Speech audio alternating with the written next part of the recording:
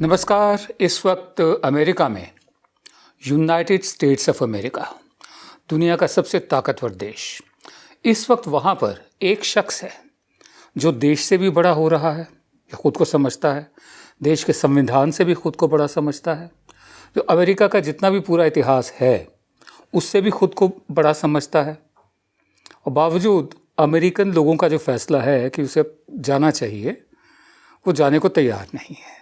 Donald Trump की बात कर रहा हूँ, आप समझ रहे हैं। अब क्या हो रहा है कि पूरा का पूरा एक प्रक्रिया शुरू हो जाती है जब नतीजे सामने आ जाते हैं।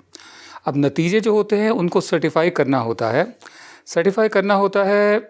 एक कमिटी है, द जनरल सर्विसेज एडमिनिस्ट्रेशन है। ये इसका काम होता है कि बहुत औपचारिक रूप से फॉर्मली वो अब जो बाइडन को डिक्लेयर करे कि हाँ ये राष्ट्रपति हैं अगले, ठीक है। लेकिन ट्रंप ने क्या किया है, जैसा हमने पहले इसी शो में बताया था कि जहाँ जहाँ पोस्टल बैलेट आए हैं, एक एक बैलेट पर वो लोग सवाल उठाएंगे।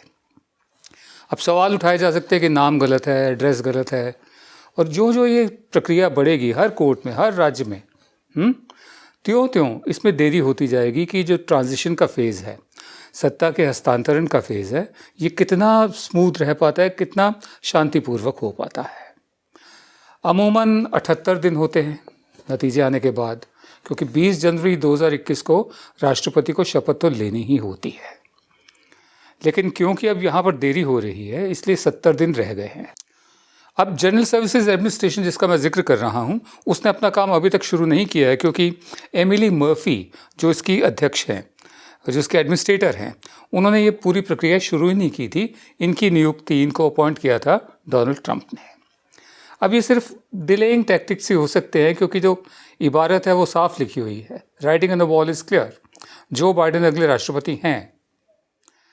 और तो और जो इनकी बीवी हैं, इनकी वाइफ हैं मेलानिया ट्रंप, डोनाल्ड ट्रंप की, उन्होंने भी सलाह दी है, सुनने में आया कि आप मान जाइए, हार मान जाइए, जो हकीकत है उसको मंजूर कर लीजिए।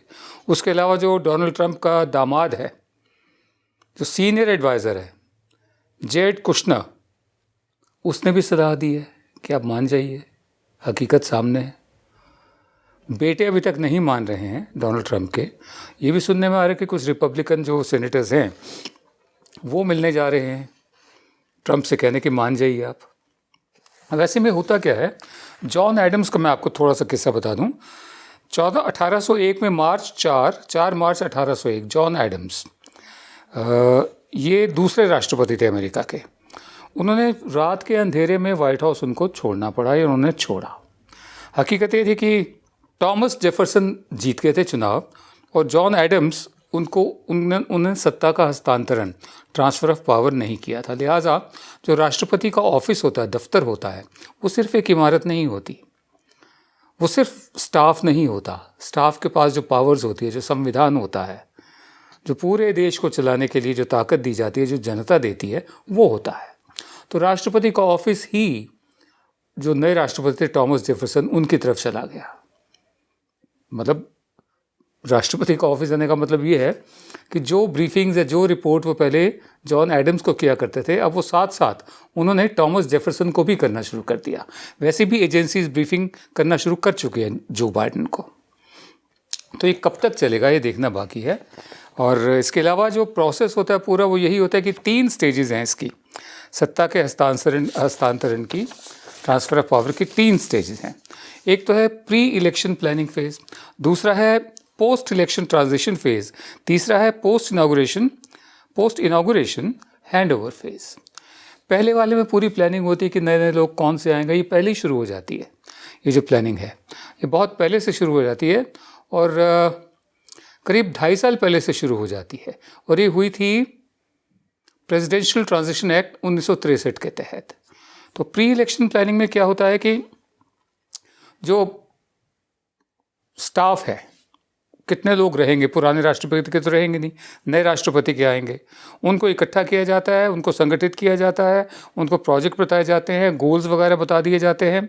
उसके बाद आपसी मतलब जो चेन ऑफ कमांड होती है वो सेटअप की जाती है। कांग्रेस के साथ क्या ट्रांजिशन उनका लिएज़न होगा और जनरल सर्विस एडमिनिस्ट्रेशन के साथ क्या होगा, office of the government ethics के साथ क्या होगा, federal bureau of investigation FBI के साथ क्या होगा और पर्सनल मैनेजमेंट के साथ क्या होगा। ये पहला फेज़ होता है। पोस्ट इलेक्शन, जब एक दफ़े इलेक्शन ख़त्म हो जाए तो 75 दिन का वैसे पीरियड होता है, 78 का होता है, 78 निर्भर करता है कि मतलब कब जो जनरल एडमिनिस्ट्रेशन है ये कब ऑफिशियली अनाउंस करते हैं। तो पोस्ट इलेक्शन में ये जो 78 या 75 दिन का पीरियड है उसमें जितनी भी ट्रांजिशन टीम्स बनाई गई हैं वो सारे स्टाफ का जो आना है उसको देखती हैं और करीब 4000 एम्प्लॉयज़ होने होते हैं राष्ट्रपति के स्टाफ में, उनको देखती हैं। और स्टाफिंग जिसमें वाइट हाउस की स्टाफिंग है, एजेंसीज़ है, अच्छा एजेंसी रिव्यू टीम्स हैं, और उसके अलावा जो प्रेसिडेंट इलेक्ट है, अभी तक शपथ नहीं हुई है तो प्रेसिडेंट इलेक्ट ही कहा जाएगा, पॉलिसी और मैनेजमेंट एजेंडाज क्या होंगे, उनका शेड्यूल क्या होगा वगैरह, ये सारे काम होते हैं। फिर पोस्ट इनागुरेशन माने जब 20 जनवरी 2021 को शपथ दिलवाई जाएगी कैपिटल हिल की सीढ़ियों पर, उसमें फिर अपॉइंटीज सारे जो दिखे हैं उनको देखा जाएगा, उनकी वेटिंग की जाएगी, उनकी अपॉइंटमेंट की जाएगी। करीब 4000 पॉलिटिकल अपॉइंटमेंट होंगी और ये पूरी प्रक्रिया शुरू हो चुकी है। डोनाल्ड ट्रंप माने या ना माने, वो अमेरिका से बड़े नहीं हैं, वो अमेरिका के संविधान से बड़े नहीं हैं, वो अमेरिका की जनता से बड़े नहीं हैं, वो अमेरिका के इतिहास से बड़े नहीं हैं। ये सबक पूरे देश में उन तमाम लोगों के लिए है जो ख़ुद को अपने देश से, अपने संविधान से, अपने लोगों से, अपने इतिहास से बड़ा मान बैठते हैं।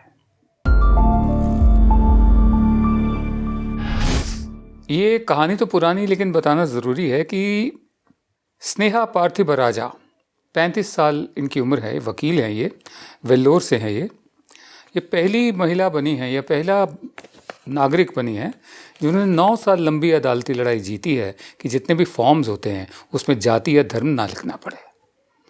वो एक ऐसे परिवार से आती हैं जो जाति और धर्म को नहीं मानता। इनका मानना है कि सिर्फ भारतीय, इंडियन लिखना ही काफ़ी होना चाहिए। लंबी लड़ाई इसलिए थी क्योंकि जब भी इन्होंने किसी नौकरी के लिए भी अप्लाई किया और इन्होंने लिखा निल छोड़ दिया, जहाँ जाति धर्म ये जो कॉलम्स आए इन्होंने निल या ब्लैंक छोड़ दिए, तो वहाँ पर मतलब ऐसे मतलब ऊल जलूल सवाल भी इनसे पूछे गए कि आप जाति के खिलाफ़ हैं क्या, आप धर्म के खिलाफ़ हैं क्या। तो इनका जवाब ये था कि मैं कैसे खिलाफ़ हो सकती हूँ, जब मैं यकीन ही नहीं करती हूँ इन दोनों में, तो मैं इनके खिलाफ़ या इनके पक्ष में कैसे हो सकती हूँ। मेरे लिए दोनों एग्जिस्ट नहीं करते हैं, मेरे लिए इतना काफ़ी है कि मैं एक भारतीय हूँ। खैर लंबी लड़ाई चली, 9 साल बाद इनको ये सर्टिफिकेट दे दिया गया है कि आपको लिखने की कोई ज़रूरत नहीं है। सिर्फ इनको नहीं, ये अपने आप में प्रेसिडेंट है, नज़ीर है, ये सब पर लागू होता है। किसी भी फॉर्म में जहाँ जाति या धर्म हो, अगर आप नहीं लिखना चाहें आपकी मर्ज़ी, नहीं लिखना चाहें आप खाली छोड़ सकते हैं। ये कोर्ट का जजमेंट भी मैं आपको बताऊं,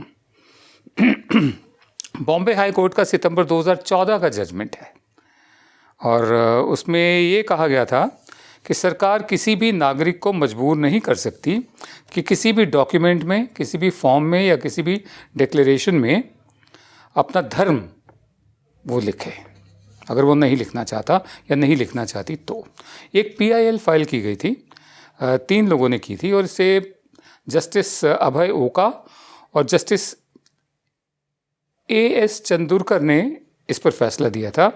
उन्होंने कहा था कि भारत का हर नागरिक जो एक धर्मनिरपेक्ष राष्ट्र का नागरिक है, which was secular democratic Republic, उसका ये अधिकार है, उसका ये हक है कि संविधान के मुताबिक वो कह सकता है कि वो किसी धर्म से या तो ताल्लुक़ रखता है या नहीं रखता है।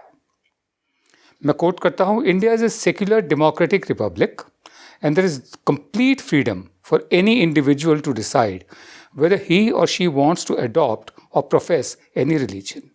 भारत एक धर्मनिरपेक्ष लोकतांत्रिक गणतंत्र है और यहाँ पूरी मुकम्मल आज़ादी है किसी भी नागरिक को फैसला करने की कि वो कोई धर्म को अपनाना चाहता है या बताना चाहता है कि मैं इस धर्म से ताल्लुक़ रखता हूँ। हमारा सीधा साधा कहना ये है कि आजकल जितना धर्म को लेकर और राजनीति को लेकर जितना मिलाया जा रहा है, इसमें 2 उदाहरण ये प्रेसिडेंट हैं, लोगों को मालूम नहीं है इसलिए हमने उठाए हैं। हकीकत यह है कि हमारी पहचान जो भी हो, सिर्फ भारतीयता के छाते तले, मैं अगर इंडियन हूँ, भारतीय हूँ, तो सिर्फ वही अम्ब्रेला है, एक छाता है। सिर्फ इसके छाते तले मेरे लिए संभव है कि मैं अपनी अलग अलग पहचान लेके रह सकूँ।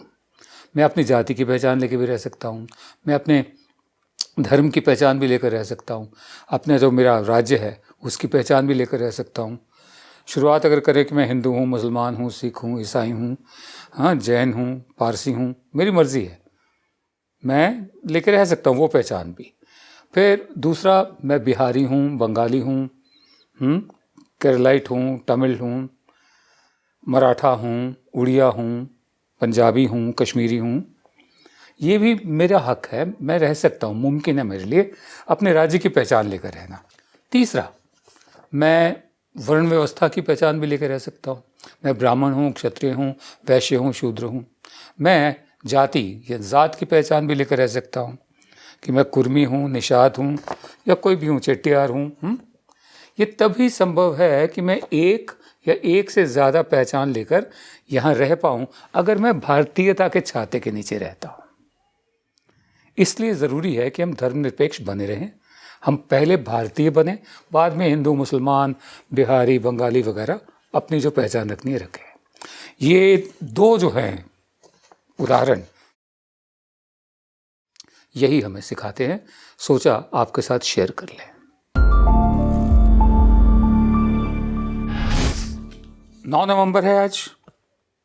आज ही के दिन 143 साल पहले मोहम्मद इकबाल का जन्म हुआ था, जिन्हें हम अल्लामा इकबाल के नाम से जानते हैं। सर मोहम्मद इकबाल, जिनकी कलम से निकला हुआ सारे जहां से अच्छा हिंदोस्तां हमारा, मेरी पीढ़ी तो कम से कम बचपन से गाती आई है, मेरे बाद की पीढ़ियां भी। आज उनकी सालगिरह है, वर्षगांठ है उनकी, जो वो होता है बर्थ एनिवर्सरी, वो है 143वां जन्म दिवस है उनका। तो उनकी कलम से निकला हुआ एक छोटा सा मैं आपको सुनाता हूँ।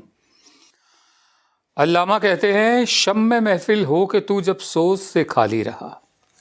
तो महफिल की शम्मा थी, सेंटर था, केंद्र था, लेकिन तेरे दिल में सोच ही नहीं था, दर्द नहीं था, हमदर्दी नहीं थी।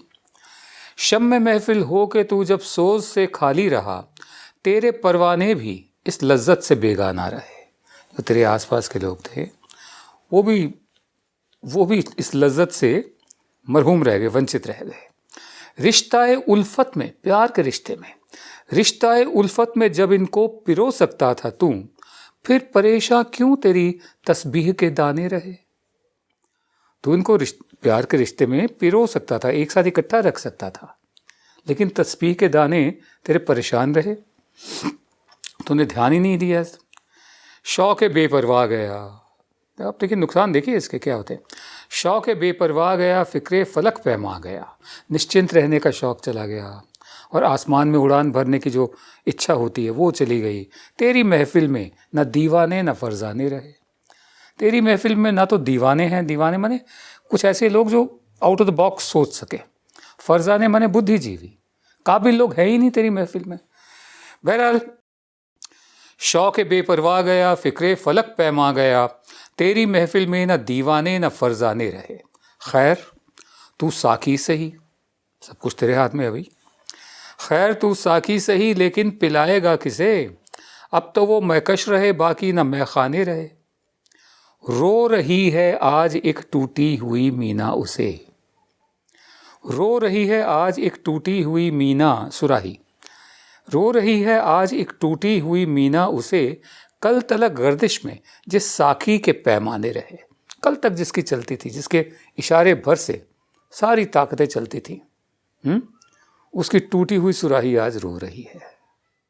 उस शख्स की, उस साकी की टूटी हुई सुराही आज रो रही है। ये मैंने डेडिकेट कर रहा हूँ मैं डोनाल्ड ट्रंप को भी, और ऐसे और लोगों को भी जिनकी महफिल में न दीवाने हैं न फरजाने हैं। नमस्कार। अब खबरें पाइए सबसे पहले हमारे मोबाइल न्यूज एप्लीकेशन पर। एंड्रॉइड या iOS प्लेटफॉर्म पर जाइए, HW न्यूज नेटवर्क को सर्च कीजिए, डाउनलोड कीजिए और अपनी सुविधानुसार भाषा का चयन कीजिए।